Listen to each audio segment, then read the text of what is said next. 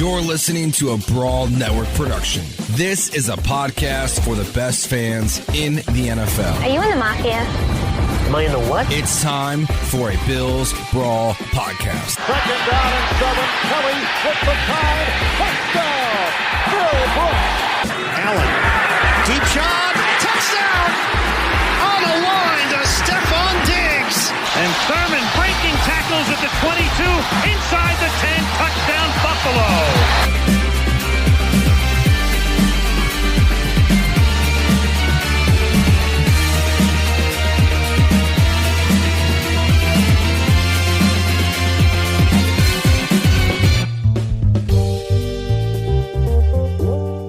It is another edition of the Bills Brawl. I'm your host, Mike Lindsley. Recently on the ML Sports Platter, I had an opportunity to talk to Buffalo Bills great Jerry Ostroski. Now, his career is pretty awesome. He played multiple positions on the offensive line. He's a Tulsa legend, one of the great players to come out of that football program. And you probably remember the Bills were already a three-time participant in the Super Bowl consecutively, Super Bowl 25, 26, 27, and then again in 28, and that was when Jerry arrived. He talked about the offensive line, how tight they were. He gave a great Jim Kelly story. He talked at length about his college career. He talked about the Bills now and a heck of a lot more. Here's my interview. Hi, this is Bob Costas, and you're listening to the ML Sports Platter.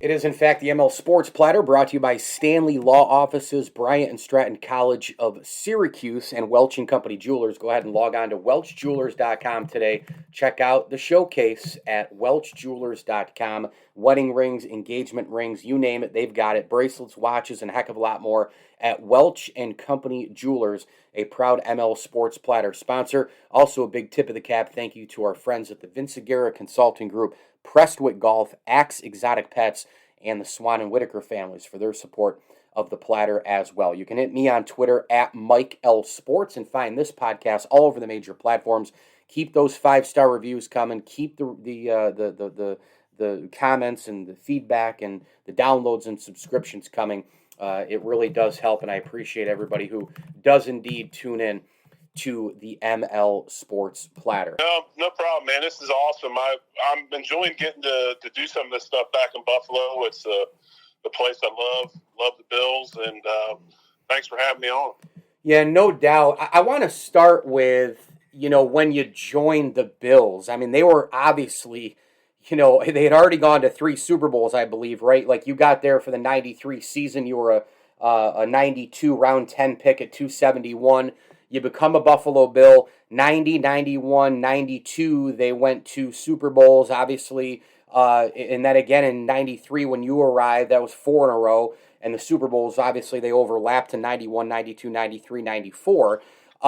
When you arrived, what was it like from a pressure standpoint with guys who had already gone to the big dance 3 times in a row? I think the funniest thing was the pressure for me was trying to make the football team. I had already been cut twice. I got cut by Kansas City. I got cut by Atlanta. Then I get pulled up to the practice squad in Buffalo. And one thing about those teams and those guys, and it the proof is out there. You look at how many Hall of Famers we have now in Canton, not only players but also owners, coaches, front office people. But that team was very, very good at taking care of each other, and they were very, very good at policing each other. So the pressure to get to a Super Bowl, the pressure to play in the Super Bowl, you didn't really feel that. The outside pressure was there. It's the guys that were in the locker room that were holding everybody accountable and making sure everybody was working at a proper level. So, leadership in that locker room was not an issue. I mean, when you look at Jim and Thurman and Bruce and Cornelius Bennett and Darryl Talley, and the list goes on and on and on, Andre Reed, Tasker, leadership was fine. The pressure that was on any of these guys was because of the pressure they put upon themselves, not from anything outside. So the Bills, obviously, of that time, most notably, it's the K-Gun offense with Jim Kelly, Thurman Thomas, Dell Reed, and the rest. And obviously, Bruce Smith gets most of the accolades, although they had, obviously, a lot of other great defenders during that run, like Cornelius Bennett, like Spider-Man Talley, many in the secondary, the Mark Kelsos, and on and on and on and on. It's endless. But the offensive line was, in my opinion, the most underrated group. You were a part of that, and so how good was that group when they were clicking on all cylinders, A, and B, you guys were awfully close, right? You guys were like brothers in that locker room. Exactly. I mean, the offensive line that they had was very, very, very interesting. I mean, it wasn't like your prototypical line. There was guys that kind of came from all over the place. Kent Hull came from the USFL. Howard Ballard was a guy that they took late, and they knew that he was a huge individual, but they had to get his weight down and get him in shape to play and turned him into an all-pro player. Glenn Parker came from Arizona. He was a guy who was a JUCO guy, and I tell his story all the time. Glenn did not play high school football. He went to junior college to be able to afford to go to college and get a degree, and here he is, a high-level player in the NFL for a long, long time, I might add, as well, not only with the Bills, but with the Giants, and then a little bit with the Chiefs. John Fina, who was a first-round pick. And I think John was kind of one of the first he was the first of the new wave of offensive linemen, that taller, longer, leaner, athletic guy. Yeah. John had a very long career. But, that line was kind of, you had John Davis, who came in. He was a Houston Plan B pickup when they had Plan B draft. You could go ahead, and they didn't protect him, and he was picked by the Bills and had a great career. Tough guy, would fight you in a box. I mean, he would get after it. And of course, Jimmy Richter, who was there when I first got there, and Jimmy, he was a guy from Ohio State, high level draft pick. He was a highly drafted guy. So, yeah, I mean, the thing that I learned from those guys was how to be a professional. Especially Kent Hull, a guy that was a mentor to me and a guy that meant so much to me. But guys like Glenn Parker and guys like Fina and Richter and John Davis, they taught you how to be professionals. You watched how they went to work every day. You watched what they did to prepare to play, and you learned different things from them about that and how to watch film. And then you also learn, too, that, sometimes you might not go out there and be 100%, but you at 85% was better than most at 100, so you did what you had to do to play. So there was a lot of that with that group, and you're right. I mean, it was probably the most underrated part of that football team for a while. Jerry Ostroski, our guest here on the ML Sports Platter, former Buffalo Bills guard, and, of course, played tackle and center. We'll get to those positions here momentarily. We are brought to you by Stanley Law Offices and Prestwick Golf. Center, offensive guard, offensive tackle, right? And you became center, I think it was in your 7th year. It was the last of 3 under Wade Phillips. You became the starting center for the Buffalo Bills. You replaced Dusty Ziegler. What position, guard, tackle, center, do you think you flourished at the most? Well, the one I hated more than any was center. And I can't necessarily say I hated it, but there's just so much responsibility that goes to the center before you snap a football. It was tough. There was a lot of preparation. It was a tough position. But I'm grateful for having the opportunity to play it. But it was probably the hardest of the 3. I'd say my favorite that I really enjoyed the most was probably right tackle. I liked playing guard. Guard was fine. You got to pull and do different things, and you were protected on both sides. But I thought that my body structure, my body type was much more fit for playing right tackle. And when, the problem with me in the NFL and playing tackle is every tackle has to be what? 6'5", 6'6", 6'7". Right. I was 6'3" and 5/8, just under 6'4".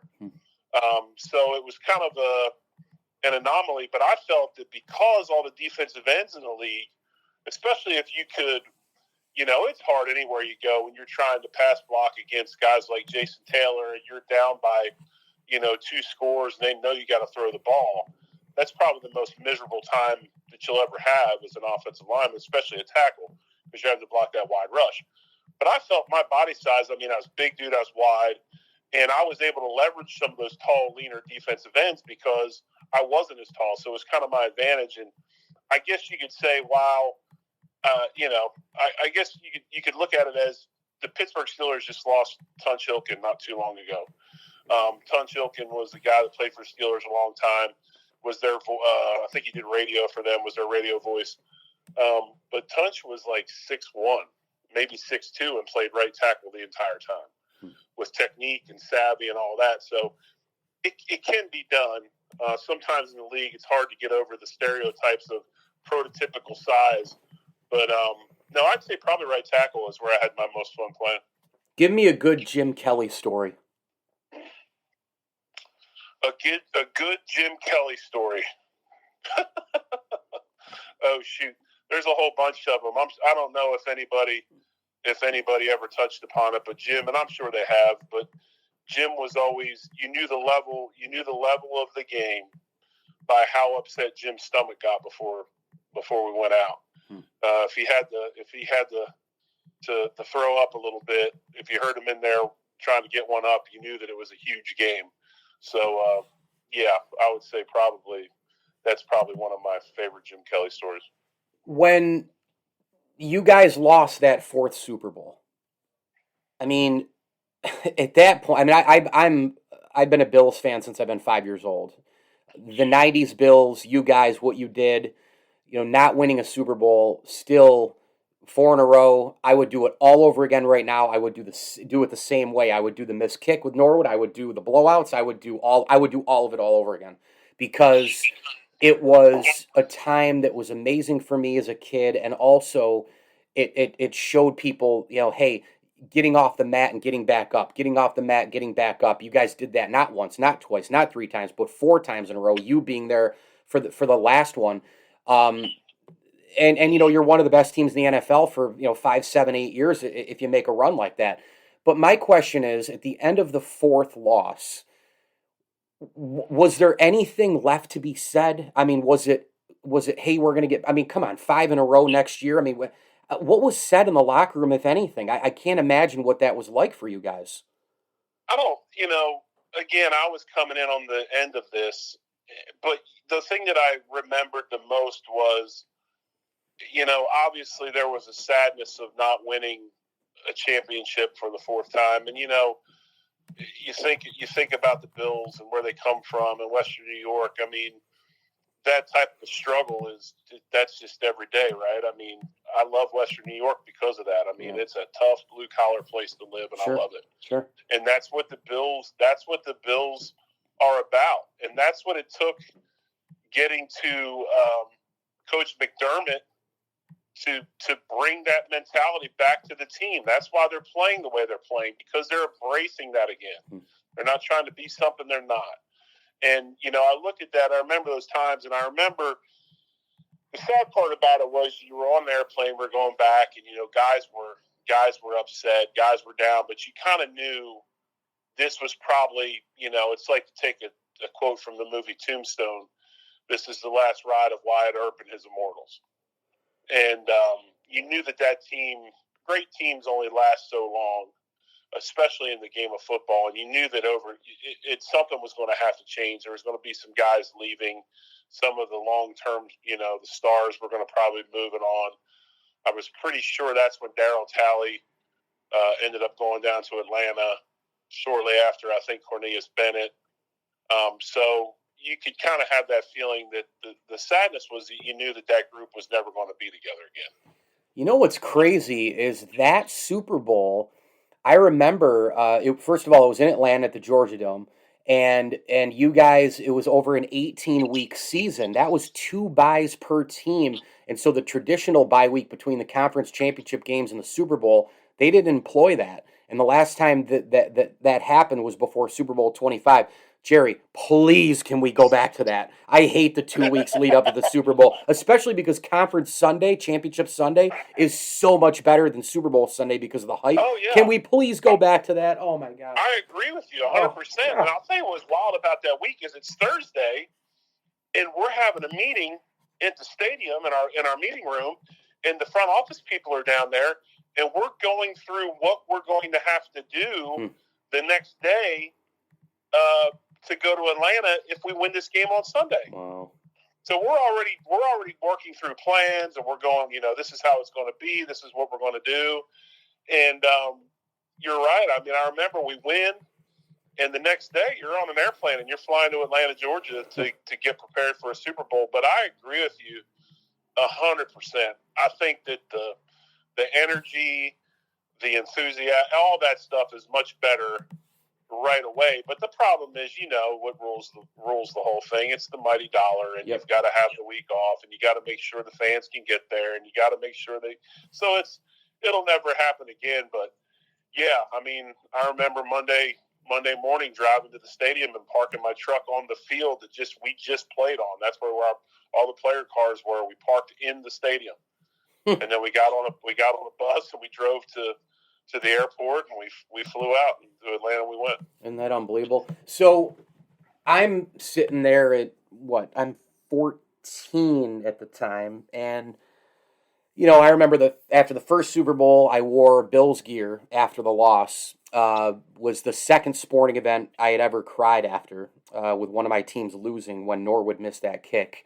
And I remember going into school and getting razzed by all sorts of people, Giants fans and my buddies and all this sort of thing. And I was like, yeah, whatever, they'll be back. Jim Kelly told me they're going to be back. They'll be back. I believe him.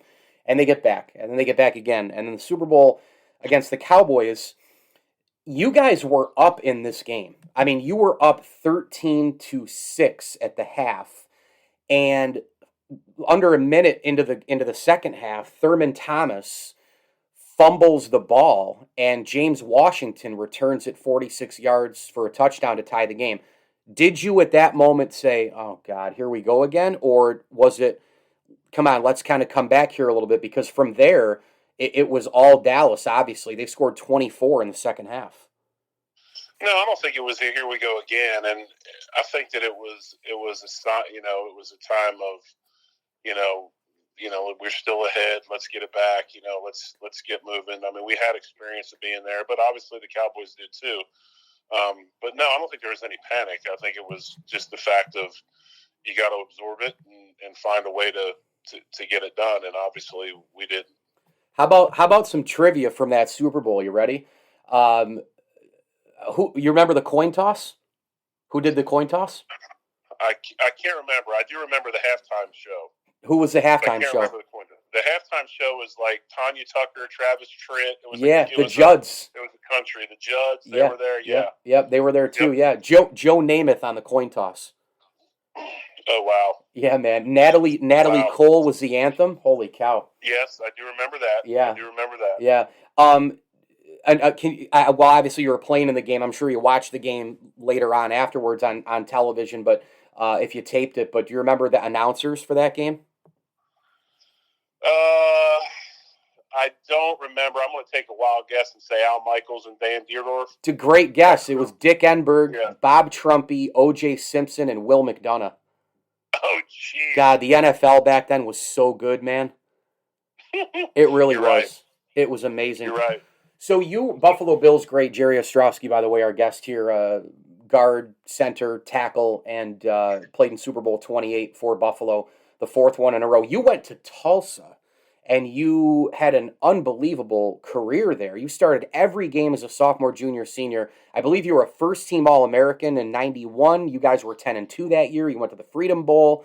You're on the All-Century team, and they retired your jersey. I mean, you are a Tulsa Golden Hurricane legend. What does that school mean to you?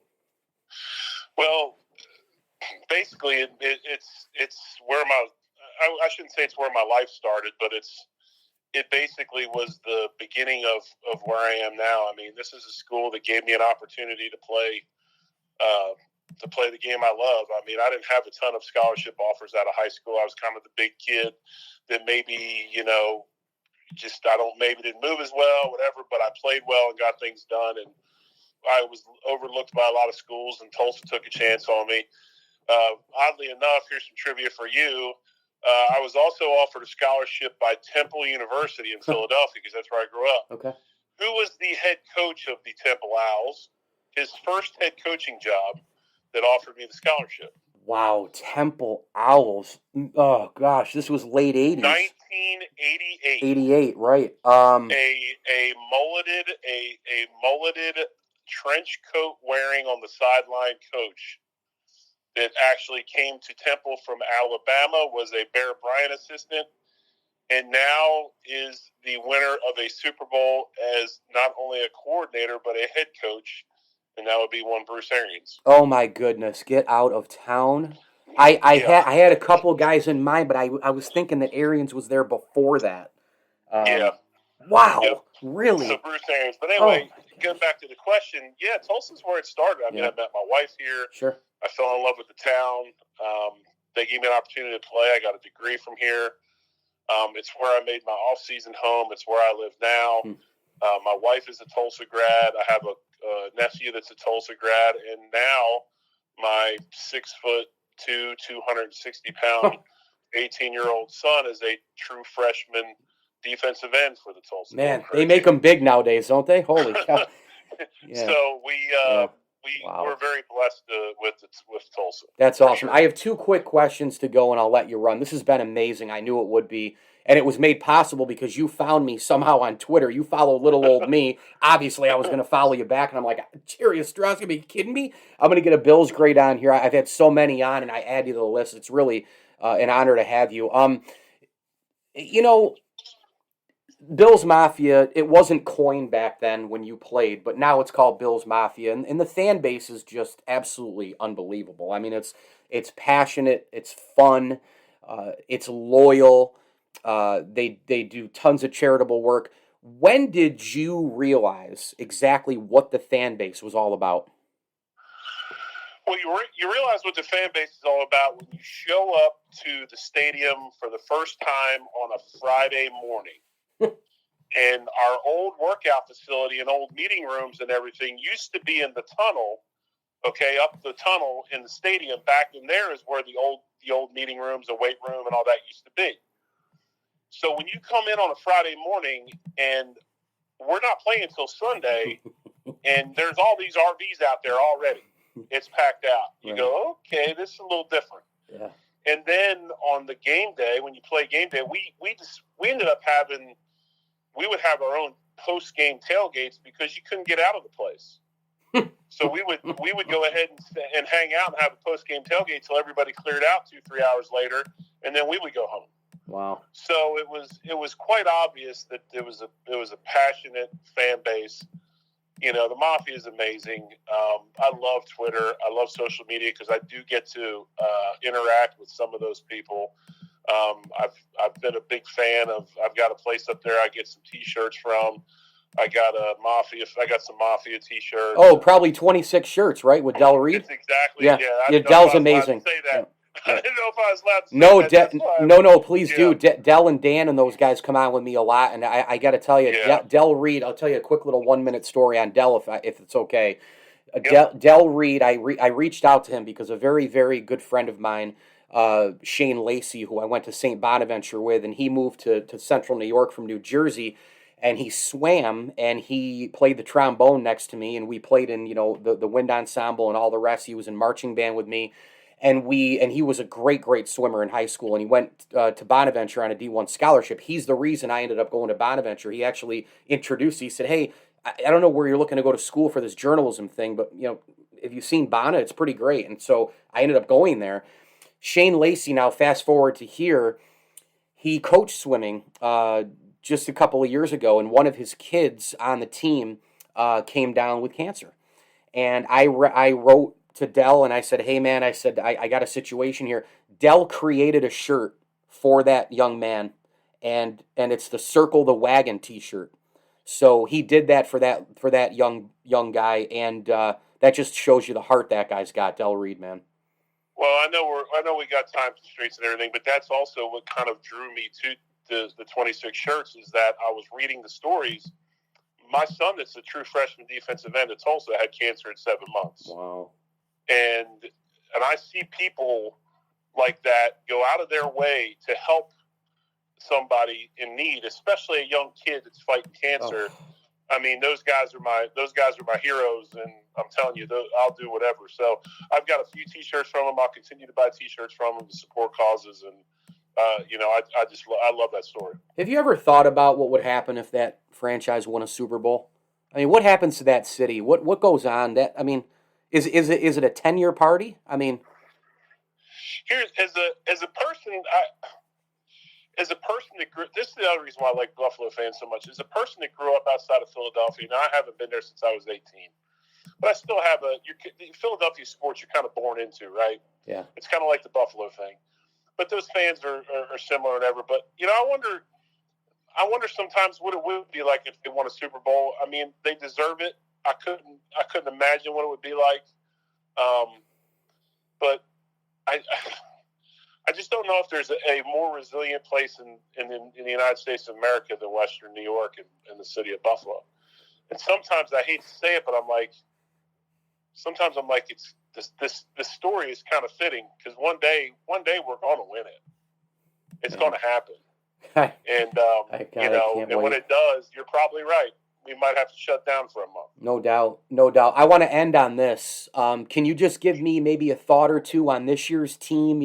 Coming off the AFC title game last year, Allen obviously gets the contract. They got everybody back in place. A rough week one, I know, but what are your thoughts on this club when you watch them? What excites you? Just take a State of the Union on the Bills in 2021 here, Jerry. Again, I really like the toughness of this football team. I think the personnel that they're bringing in, obviously the quarterback is the main guy on offense. But from Sean McDermott down, I think this team's being built right. It's being built on toughness and grit. One of the things I think that you look at, I think that it would help Allen if they could go ahead, and I don't know how they do it, if they have to, you got to pull one from the draft or whatever, but try to bolster this running back group. I like Singletary. I like Moss. Breed is good in spurts. But if you get him that running game, because that's what everybody forgets, yes, the K-gun, throwing the ball, Andre Reed, Jim Kelly, Thurman was the X factor, and Kenneth Davis, man. They were. Thurman and Kenneth Davis, if you look at all those types of offenses, they're done for a reason. If you look at Roger Craig in the West Coast, exactly. Look at all those guys. Marshall Falk. Yep. Yes, it is to run the football and control things. Yes. And that's what I really think they need to get. I like their line. I mean, I like Dawkins. I like Morse a lot. I'm a big Cody Ford fan. Mm-hmm. I wish they would stop jacking around and just let him play. Let him play 2 to 3 years, and if it doesn't work, then don't give him his option and let him move on. But I know Cody Ford, if he's given that opportunity to just play, he'll be fine. His offensive line coach in college at OU, Bill Bedenbaugh, is amazing. Cody's been coached well, so I do like their line. Of course, the defense is getting stronger and stronger. Lots of speed, lots of aggression. I think that they're building this thing correctly. And like I said, it all revolves around toughness, and that's what you need in Buffalo. Well, this was spectacular. I knew it would be. Jerry Ostroski, the former Buffalo Bill, 1993 to 2001, played in Super Bowl XXVIII, center, guard, and offensive tackle, and a Tulsa Golden Hurricane as well. His jersey retired, and obviously is one of the greats to come out of that program. Jerry, this, again, was amazing. Thank you a million for doing this. Hopefully I can have you back. Enjoy the rest of the season. Continued success your way, my man. Hey, no problem. Whenever you want me on, just you got my number down.